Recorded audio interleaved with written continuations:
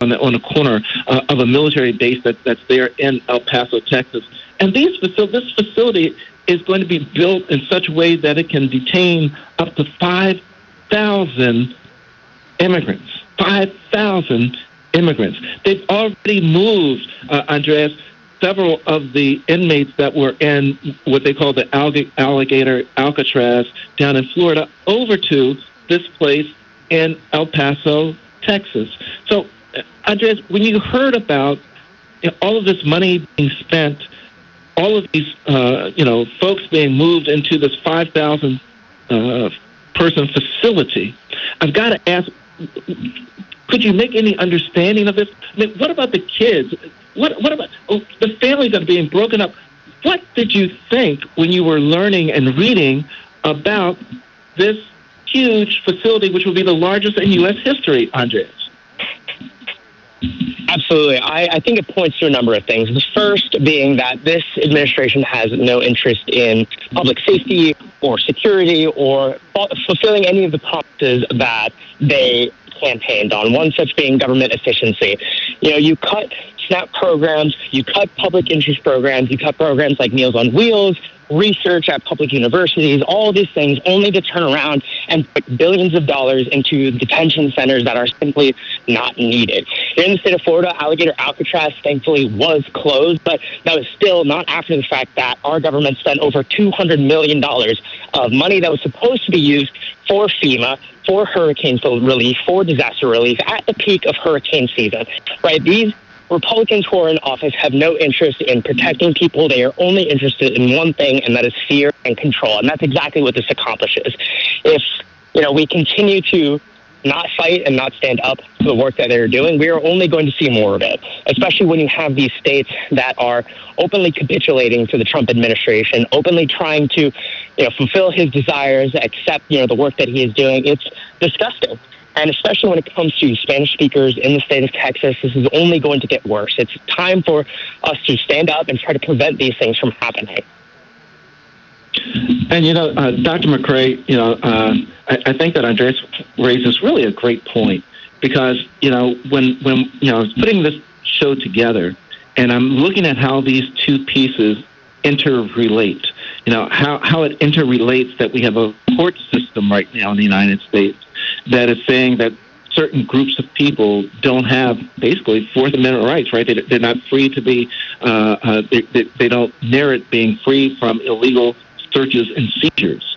And then we have the government of the United States saying, not only do you not have a Fourth Amendment right, but when we get you, we're going to put you all over, in Texas in this place where there's like tumbleweeds and 100-degree weather for, 25% of the time that you're going to be there. And by the way, you're not going to have any air conditioning. There's not even going to be a roof that connects so that you have any air. You're going to, whatever the elements are, is what you're going to be dealing with. So, Dr. McCrae, when you hear about this that's going on, it certainly sounds similar to what Andreas was saying, is that you're dealing with an administration, a government that's trying to instoke fear, that's trying to stoke their power, that wants you to remain silent so they can do what they want to be done to make the country look the way they want to make the country look. What should be the response to this, Dr. McCrae? What should be the response? What should we be doing in this moment? Well, I agree with everything that's been said, and particularly with, do not get complacent. They're counting on that. We cannot be complacent. We must fight back in any way that we can. But also, Daryl, to add another thing to what you're saying or question, is that they're also shipping people to other countries so that they can avoid due process.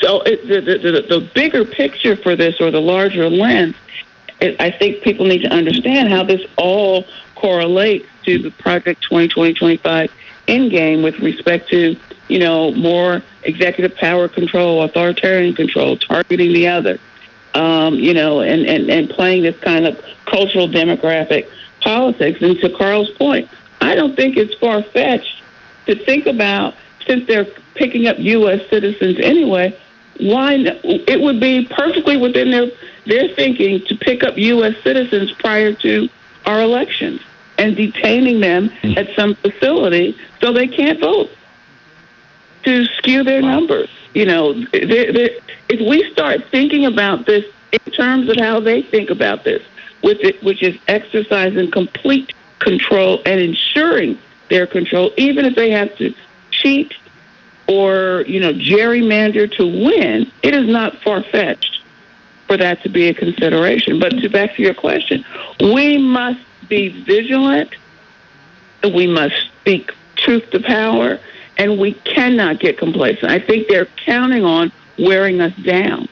They're counting on us getting tired of it. They're counting on us being fearful for our jobs and our livelihoods, which are natural concerns. But the reduction of our freedoms is worth fighting for. It's worth the sacrifice. Because if you have, like Carl said, if you can see down the road, we've been through this before. I believe it's worse now because we didn't have social media before. You couldn't go into those silos and things of that nature. You could convene and congregate and strategize.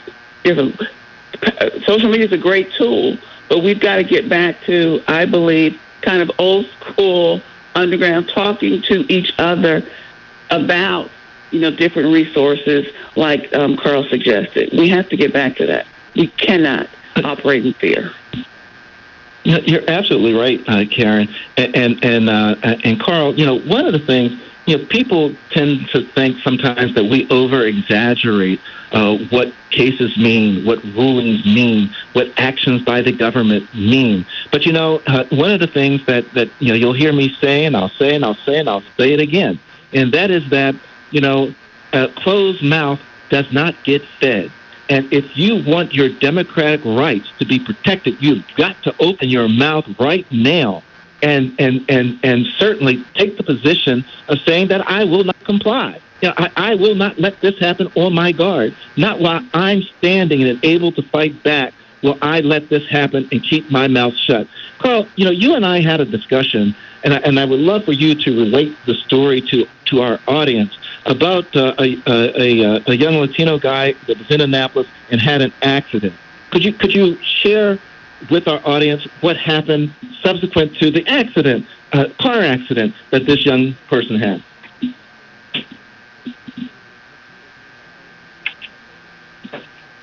Carl? All right. So, Carl, you might be on mute. So if you're on mute, come on off mute.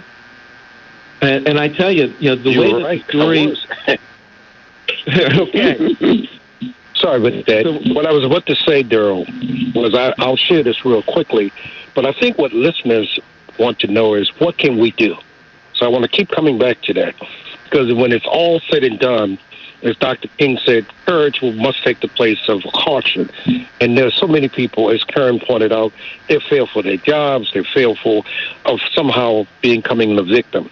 And we've got to make sure that we substitute that fear for courage, and there's ways of doing it. Mm-hmm. But in answer to your first question, there was an accident that a young lady shared with me where a Latino man, immigrant worker, if you will, got in a basic car accident. He was so frightened that she was going to call the police. I mean, he essentially said to her, whatever this window costs to fix, I'll fix it. And she said she watched him go through all these changes. Real fear. First time she had ever seen that. And she immediately thought, my God, this is what these people are going through. Because remember, she had no relationship with the Latino community up until this particular accident. And I think she was able to empathize what it must be like. Well, again, people who know their history and know the history of this country know we've been here before. The reason I remain optimistic because I know what we as a people have been able to do. Our dark days, we've turned into brighter days, but it's because of our determination. So I want to leave with people again with very specific things that they can do. Again, the Joe Madison question is, now that you know about it, what are you going to do about it? Notice he doesn't say, what is the NAACP? What's the Transformative Justice Coalition? What's any other organization going to do? Or what are you going to do? And so I want to give some very specific recommendations that will take us where we need to go. It was mentioned by you, today is National Registration Day. Everybody who's listening should take the opportunity to call a person, generally some member of the family. You'd be surprised how many people have unregistered members, and say, one of the things I can do is make sure my grandchildren or my children or my nephews and my nieces are registered to vote. It may seem like simple, but as we get ready for 2026, every vote will be needed, which is why the Republicans are trying to rig the system. But we've got to get our people into it. And then secondly, people, the dark days of yesterday and how we overcame them. For people who have forgotten, yesterday was the 62nd anniversary of this murder of 4 kids in Birmingham, Alabama. Our people need to understand that after that tragedy, our community responded in ways that is absolutely incredible.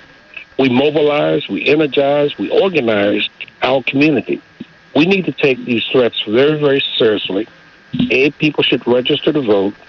B, people should take the necessary protection for their own homes and families, begin to be more security conscious. And 3, and just as important, support groups like the Transformative Justice Coalition with contributions going into that particular organization. We're in for a battle, and we got to be prepared. It's not enough just to complain. We've got to have a plan. So that's what I wanted to share. And that's important, Corey, and you're absolutely right. It's so important that we have a plan and that we put the plan into action and that we push forward with it and that we open our mouths and we let people know that we dissent. You know, that just as Justice Sotomayor did in the Paterno case that we're talking about. You know, her last line was, because I respect and want to protect our Constitution, I dissent. That's what we've got to do at this point in time. We've got to open our mouths. We've got to register to vote and speak with our votes that we dissent against what's going on right now. And I do encourage people to go to tjcoalition.org. And I can tell you that on Wednesday, September 24th, if you're in the D.C. area, we are going to be having a reception. And Karen, do you want to talk a little bit about that reception on the 24th during the Congressional Black Caucus week? Certainly. TJC is going to have a reception at the Reed Smith building, and I'll pull that address up in a moment, Daryl. But it's going to be from 4 to 7 p.m., and they're honoring foot soldiers. They're bringing folks who were moving in the struggle 60 years ago and who never thought they'd be here again 60 years later, to talk about the correlations of then and now and what can be done. Next steps. I know, as an example, one of the speakers talks about community rapid response networks and how we can mobilize observers and lawyers and the media whenever ICE raids or other abusive actions are occurring, because what they're saying is that public exposure deters misconduct. So they're going to share their stories, and it's going to be a wonderful event. We're grateful for A. Scott Bolden hosting it and Reed Smith as well, too. So we would encourage all who are in the area to please come through. Absolutely, and that address is 1301 K Street Northwest in Washington, D.C. It's going to occur on September the 24th, September the 24th, Wednesday, September the 24th, from 4 p.m. to 7 p.m. And folks, I'm telling you, there are 2 foot soldiers that we know are going to be there to tell their stories about crossing the Edmund Pettus Bridge and what they had to go through to fight for voting rights and what they had to do to fight for people to be registered to vote. We need that spirit today. And that's the reason why we have asked these foot soldiers to come from Alabama and from different states so that we can, A, honor them on the 60th anniversary of the Voting Rights Act and the 10th anniversary of the Transformative Justice Coalition. But we need to hear their spirit. We need to understand. We need to absorb the fight that they had in them to put it forward in the fights for the issues that we have before us today. Carl, I know it's only a slight adjustment in my thinking when we're going from these actions that the Supreme Court has greenlighted, and I believe will ultimately make it law with regards to the loss of Fourth Amendment rights for Latinos, that it's going to apply to African Americans. We're on deck. This is baseball time. We're on deck.